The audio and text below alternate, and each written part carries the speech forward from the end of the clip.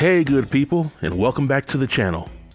In a few moments, you'll get to hear my thoughts and feelings on episode 11 of Married at First Sight Boston. Now normally I would give a traditional recap and review of the new Married at First Sight episode, but because most of this episode was simply filler, I'm going to take a different approach. Instead of boring everyone with information with a play-by-play recap, I'll just be sharing the top 10 moments for the episode 11, as well as my thoughts and feelings for each moment. And with this episode being the 1 month anniversary special, most of the moments that make it on this list will reflect how the couple celebrated the special occasion. So without any further delay, let's jump right in. At number 10, we have the return of Chris to the show. Mark meets with Chris to pick a 1 month anniversary gift for Lindsay. They meet up at this plant shop and look at different eco-terrariums. I have no idea what half of the stuff is, but when Chris and Mark have a chance to talk about Mark's marriage, Mark lets Chris know that he and Lindsay are not in love with one another. In other news, water is wet. Chris does his best to give Mark advice on how to make things work with Lindsay, but we all know that no matter what happens, Lindsay and Mark have no shot at lasting for the long haul. At number 9, we have Steve and Noi exchanging their 1 month anniversary gifts. While the other couples went out of their way to celebrate their 1 month anniversary, Steve and Noi definitely had the more thrifty and simple approach. They both meet outside within the city limits, they sit by a body of water, and Steve is the first to give his gift to Noi. In his gift, he gives Noi a leopard skin outfit for her dog Sushi, and a matching leopard skin outfit for her. Steve's plan is for all of them to take a picture wearing the same leopard skin outfits.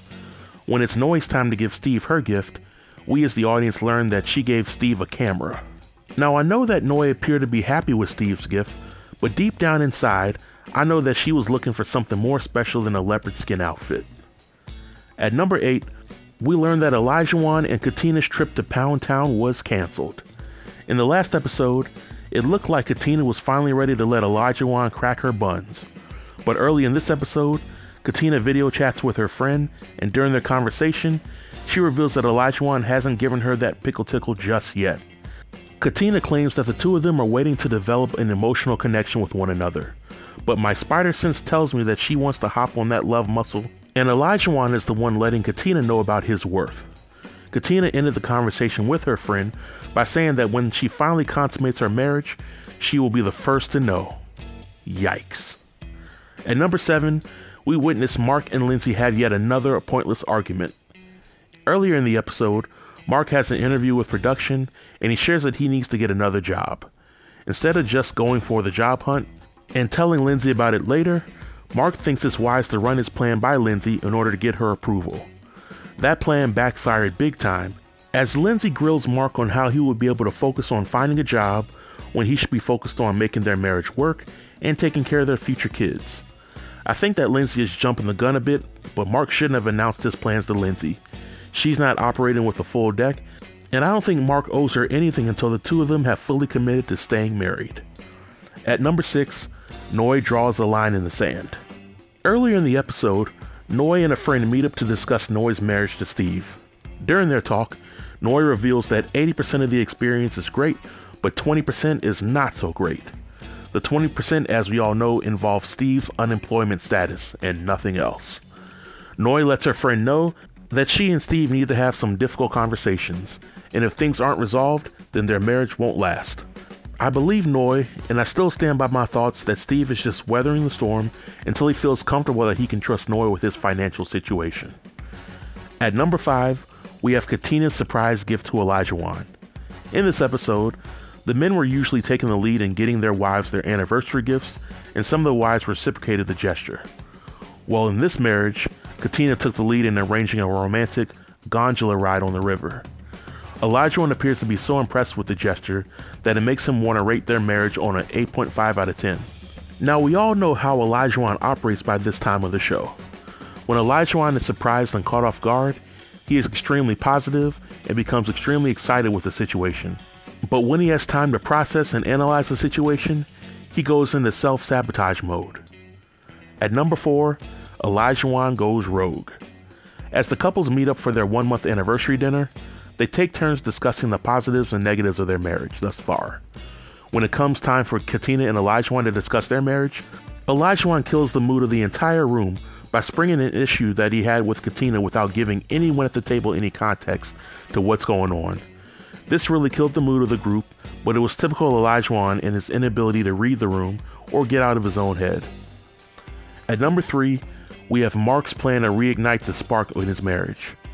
Mark's grand plan to get into Lindsay's good graces is to take her on a secret trip to the middle of nowhere where they can enjoy the wilderness as well as each other. Lindsay loves nature, so this is right up her alley. While in the middle of nowhere, Mark and Lindsay enjoy homemade pizzas and they reflect on their marriage.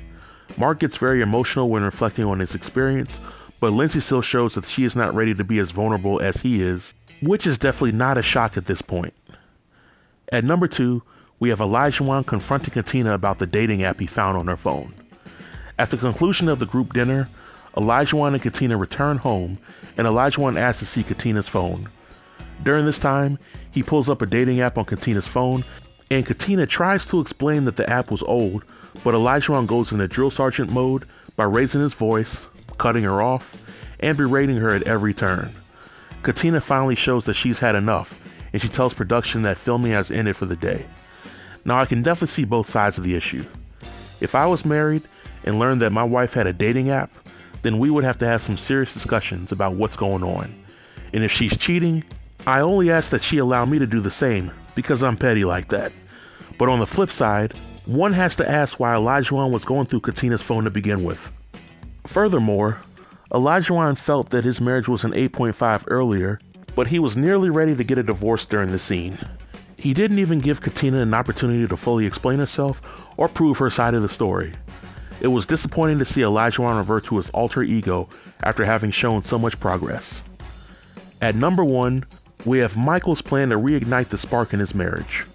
This was a much needed deviation from the direction that Michael and Jasmina were heading for the past 7 episodes. Brother Michael went all out to show Jasmina that he has it in him to be the man that she needs. Michael starts the day by giving Jasmina a hug as she's waking up for the day, and that's the most physical contact that I've seen the two of them have since their wedding day. As Jasmina gets herself together, Michael escorts her to the kitchen area where he has a nice setup for breakfast and gifts for Jasmina. The gifts include a wedding picture book as well as their wedding vows that were printed and framed. Michael invites Jasmina to rewrite their wedding vows so that they can recite them later on in the day. And later on in the episode, Michael takes Jasmina to the place where they got married, and the two of them have a romantic dinner, as well as a chance to recite the vows that they wrote for each other earlier. Michael and Jasmina are dressed up, and this is the most I've seen Jasmina smile since her wedding day. My only issue with this scene was that Michael was doing 100% of the work, while Jasmina sat back and enjoyed receiving gifts and the kind gestures from Michael. It kind of feels like Jasmina is putting on for the cameras, and she has no interest in meeting Michael halfway. Well folks, as you can see, this episode could have been 1 hour long and still been as impactful as the other episodes. But this marks the end of my video.